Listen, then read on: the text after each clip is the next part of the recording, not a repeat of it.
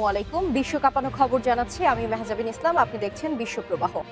বাংলাদেশ সীমান্তে মমতা বেড়া বসাতে দিচ্ছেন না বলে অভিযোগ মোদির। চিলিতে ভয়াবহ দাবানলে মৃতের সংখ্যা বেড়ে ১৯, ঘরবাড়ি ছেড়ে পালাচ্ছে মানুষ। কাবুলে শক্তিশালী বিস্ফোরণে নিহত ৭।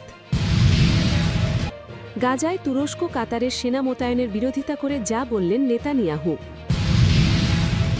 উত্তেজনা বাড়িয়ে গ্রিনল্যান্ডে আরও সেনা মোতায়েন করল ডেনমার্ক। ইরানে হাজার হাজার মানুষকে হত্যা করল কারা? চাঞ্চল্যকর তথ্য ফাঁস করে দিল বিবিসি। এতক্ষণ শুনলেন সংবাদের শিরোনাম। এবার চলুন দেখে নিই প্রতিটি সংবাদের বিস্তারিত। বাংলাদেশ সীমান্তে মমতা বেড়া বসাতে দিচ্ছেন না বলে অভিযোগ মোদির। সিঙ্গুরে আয়োজিত এক জনসভায় ভারতের প্রধানমন্ত্রী নরেন্দ্র মোদি পশ্চিমবঙ্গ সরকারের বিরুদ্ধে ভারত বাংলাদেশ সীমান্তে কাঁটাতারের বেড়া দেওয়ার কাজে অসহযোগিতার অভিযোগ তোলেন। তিনি দাবি করেন, রাজ্য সরকার জমি অধিগ্রহণে বাধা দিয়ে অনুপ্রবেশকারীদের অবাধে ঢোকার সুযোগ করে দিচ্ছে, যাতে তাদের স্থায়ী ভোট ব্যাংক হিসাবে ব্যবহার করা যায়।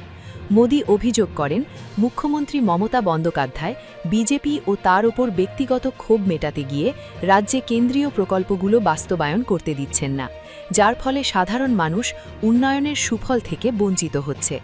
সিঙ্গুরের এই ঐতিহাসিক রাজনৈতিক ভূমি থেকে মোদি ঘোষণা করেন যে রাজ্যে বিজেপি ক্ষমতায় এলে এক জেলা এক পণ্য নীতি চালু করা হবে। এর মাধ্যমে প্রতিটি জেলার নিজস্ব বিশেষ পণ্যগুলোকে দেশীয় এবং আন্তর্জাতিক বাজারে প্রচার করা হবে। তিনি আরও বলেন, মৎস্যজীবী যোজনার মতো জনকল্যাণমূলক প্রকল্পগুলো রাজ্যে আটকে রাখা হয়েছে এবং মুখ্যমন্ত্রীকে বারবার চিঠি দেওয়া সত্ত্বেও কোনো সাড়া পাওয়া যায়নি। মোদির মতে, তৃণমূল সরকারের এই উদাসীনতা পশ্চিমবঙ্গের মৎস্যজীবী ও সাধারণ মানুষের ভবিষ্যতের সঙ্গে খেলার করার শামিল। রাজ্যের আইন শৃঙ্খলা পরিস্থিতি নিয়েও কড়া সমালোচনা করেন প্রধানমন্ত্রী। তিনি বর্তমানে পশ্চিমবঙ্গে মাফিয়া রাজ ও সিন্ডিকেট ট্যাক্স চলছে বলে অভিযোগ তুলে বলেন, এমন পরিবেশে কোনো নতুন বিনিয়োগ আসা অসম্ভব। বিজেপি ক্ষমতায় এলে এই সিন্ডিকেট সংস্কৃতির অবসান ঘটিয়ে নারী সুরক্ষা এবং দুর্নীতিমুক্ত পরিবেশের নিশ্চয়তা দেন প্রধানমন্ত্রী। মূলত ২০২৬-এর বিধানসভা নির্বাচনকে সামনে রেখেই মোদি সিঙ্গুর থেকে সুশাসনের প্রতিশ্রুতি দিয়ে তৃণমূল সরকারকে ক্ষমতাচ্যুত করার আহ্বান জানান। চিলিতে ভয়াবহ দাবানলে মৃতের সংখ্যা বেড়ে ১৯, ঘরবাড়ি ছেড়ে পালাচ্ছে মানুষ। ভয়াবহ দাবানল ছড়িয়ে পড়েছে দক্ষিণ আমেরিকার দেশ চিলির দক্ষিণাঞ্চলে। কর্তৃপক্ষ জানিয়েছে, বর্তমানে সেখানে অন্তত ২৪টি সক্রিয় বনাঞ্চলে আগুন জ্বলছে। এতে এখন পর্যন্ত কমপক্ষে ১৯ জনের মৃত্যু হয়েছে এবং ৫০,০০০-এর বেশি মানুষ ঘরবাড়ি ছেড়ে নিরাপদ স্থানে আশ্রয় নিতে বাধ্য হয়েছেন। চিলির প্রেসিডেন্ট গ্যাব্রিয়েল বোরিক আশঙ্কা প্রকাশ করে বলেন, মৃতের সংখ্যা আরও বাড়তে পারে। সবচেয়ে বেশি ক্ষতিগ্রস্ত এলাকাগুলোতে নতুন করে রাতের কারফিউ জারি করা হয়েছে। এর আগে দেশটির নিরাপত্তা মন্ত্রী লুইস কোর্দেরো এক সাংবাদিক সম্মেলনে জানান, বায়োবিও ও নুবলে অঞ্চলে অন্তত ১৬ জনের মৃত্যুর তথ্য পাওয়া গেছে। এই দুটি অঞ্চল রাজধানী সান্তিয়াগো থেকে প্রায় ৫০০ কিলোমিটার দক্ষিণে অবস্থিত এবং আগুনের সবচেয়ে ভয়াবহ প্রভাব এখানেই দেখা গেছে। রবিবারই প্রেসিডেন্ট বোরিক বায়োবিও ও নুবলে অঞ্চলে জরুরি অবস্থা ঘোষণা করেন। সামাজিক যোগাযোগ মাধ্যম এক্সে দেওয়া এক বার্তায় তিনি বলেন, আগুন নিয়ন্ত্রণে সব ধরনের সম্পদ ব্যবহার করা হচ্ছে। জরুরি অবস্থা ঘোষণার ফলে আগুন নেভানোর কাজে দেশটির সশস্ত্র বাহিনীও যুক্ত হয়েছে। কর্তৃপক্ষ জানায়, সবচেয়ে বেশি মানুষকে সরিয়ে নেওয়া হয়েছে বায়োবিও অঞ্চলের পেনকো ও লিরকেন শহর থেকে। এই দুই শহরে মোট প্রায় ৬০,০০০ মানুষের বসবাস। চিলির স্বরাষ্ট্রমন্ত্রী আলভারো এলিসালদে বলেন, আগামী কয়েকদিনে আবহাওয়ার প্রতিকূল পরিস্থিতি, বিশেষত অতিরিক্ত তাপমাত্রা, আগুন নিয়ন্ত্রণের কাজকে আরও কঠিন করে তুলতে পারে। তিনি বলেন, আমরা একটি জটিল পরিস্থিতির মুখোমুখি।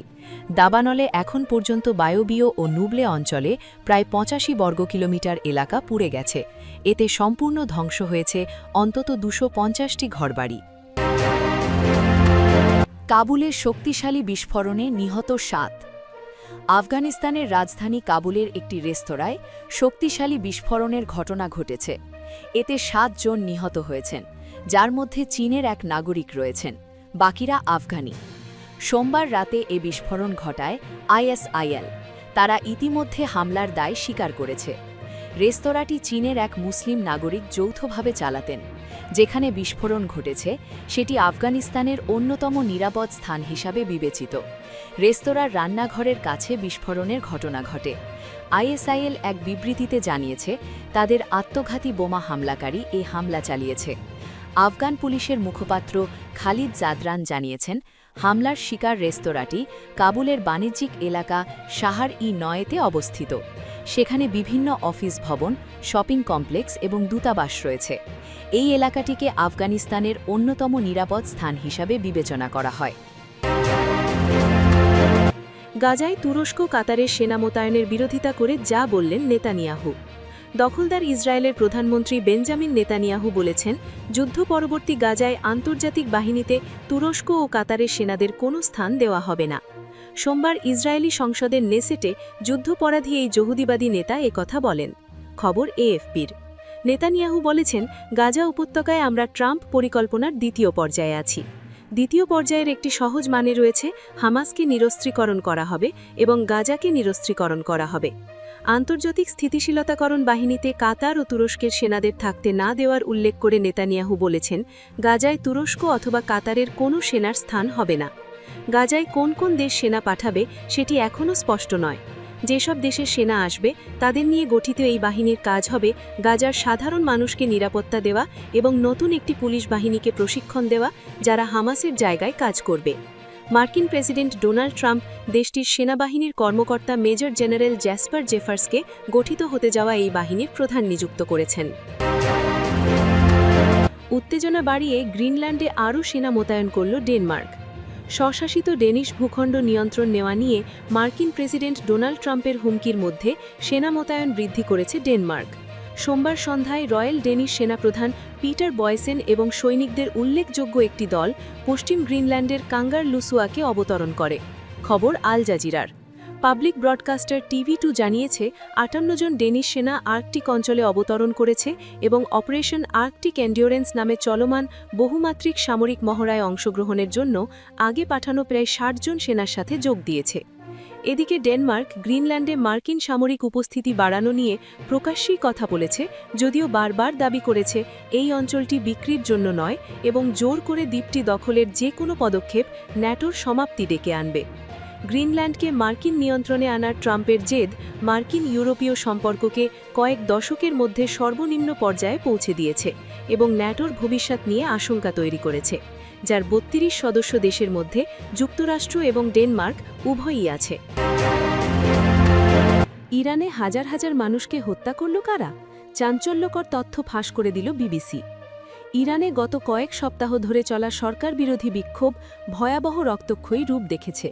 রাজধানী তেহরান সহ দেশটির বিভিন্ন শহরে নিরাপত্তা বাহিনীর সাথে বিক্ষোভকারীদের সংঘর্ষে নিহতের সংখ্যা কয়েক হাজার ছাড়িয়েছে বলে জানিয়েছেন খোদ দেশটির সর্বোচ্চ নেতা আয়াতুল্লাহ আলী খামেনি। সোমবার তেহরানে এক ভাষণে তিনি বলেন, ডিসেম্বর থেকে শুরু হওয়া অস্থিরতায় কয়েক হাজার মানুষ প্রাণ হারিয়েছে। অর্থনৈতিক মন্দা ও আকাশচুম্বী মুদ্রাস্ফীতির প্রতিবাদে গত 28 ডিসেম্বর তেহরানের গ্র্যান্ড বাজার থেকে এই বিক্ষোভ শুরু হয়। তবে তা দ্রুতই রাজনৈতিক রূপ নেয় এবং দেশটির প্রায় সবকটি প্রদেশে ছড়িয়ে পড়ে। বিশেষ করে 8 ও 9 জানুয়ারির রাত ছিল সবচেয়ে রক্তক্ষয়ী। মানবাধিকার সংস্থাগুলোর দাবি, নিরাপত্তা বাহিনী অত্যন্ত কাছ থেকে বিক্ষোভকারীদের লক্ষ্য করে গুলি ছুড়েছে।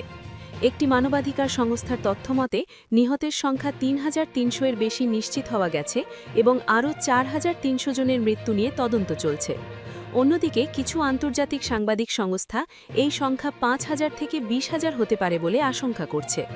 বিক্ষোভ দমন করতে ইরান সরকার 8 জানুয়ারি থেকে দেশ জুড়ে প্রায় সম্পূর্ণ ইন্টারনেট ও মোবাইল যোগাযোগ বিচ্ছিন্ন করে দেয়। এর ফলে বহির্বিশ্ব থেকে ইরান কার্যত বিচ্ছিন্ন হয়ে পড়ে। গত রবিবার থেকে ইন্টারনেট সংযোগ আংশিক ফিরতে শুরু করলেও ফেসবুক, হোয়াটসঅ্যাপ বা অন্যান্য সামাজিক যোগাযোগ মাধ্যম এখনও ফিল্টার করা হচ্ছে। এই ব্ল্যাকআউটের সুযোগে নিরাপত্তা বাহিনী ব্যাপক ধরপকড় ও দমনপীড়ন চালিয়েছে বলে অভিযোগ করেছে অ্যামনেস্টি ইন্টারন্যাশনাল। ইরান এই পরিস্থিতির জন্য সরাসরি মার্কিন যুক্তরাষ্ট্র ও ইসরায়েলকে দায়ী করেছে। খামেনি মার্কিন প্রেসিডেন্ট ডোনাল্ড ট্রাম্পকে অপরাধী আখ্যা দিয়ে বলেছেন, বিদেশি মদতেই এই অস্থিরতা ছড়ানো হয়েছে। অন্যদিকে প্রেসিডেন্ট ট্রাম্প ইরানের নেতৃত্বের পরিবর্তনের ইঙ্গিত দিয়ে বলেছেন, ইরানের জনগণের পাশে আমরা আছি। পাল্টা জবাবে ইরানের প্রেসিডেন্ট মাসুদ পেজেশকিয়ান হুঁশিয়ারি দিয়ে বলেছেন, ইরানের সর্বোচ্চ নেতার ওপর কোনো আঘাত আসলে তাকে সরাসরি যুদ্ধ ঘোষণা হিসেবে গণ্য করা হবে। বর্তমানে ইরানের সড়কগুলোতে নিরাপত্তা বাহিনীর ভারী উপস্থিতি লক্ষ্য করা যাচ্ছে। বিশেষ করে কুর্দি অধ্যুষিত এলাকাগুলোতে পরিস্থিতি অত্যন্ত থমথমে। নির্বাসিত বিরোধী দলগুলো এবং শাহজাদা রেজা পাহলাভি সাধারণ মানুষকে ধর্মঘট ও প্রতিবাদ চালিয়ে যাওয়ার আহ্বান জানাচ্ছেন। তবে ইন্টারনেটের ওপর কড়াকড়ি এবং সামরিক টহল বজায় থাকায় আন্দোলন আপাতত কিছুটা স্থিমিত মনে হলেও ভেতরে ভেতরে ক্ষোভের আগুন যে দাউদাউ করে জ্বলছে তা স্পষ্ট। আগামী দিনগুলোতে ইরান কোন দিকে মোড় নেয় তা নিয়ে এখন পুরো বিশ্ব শঙ্কিত।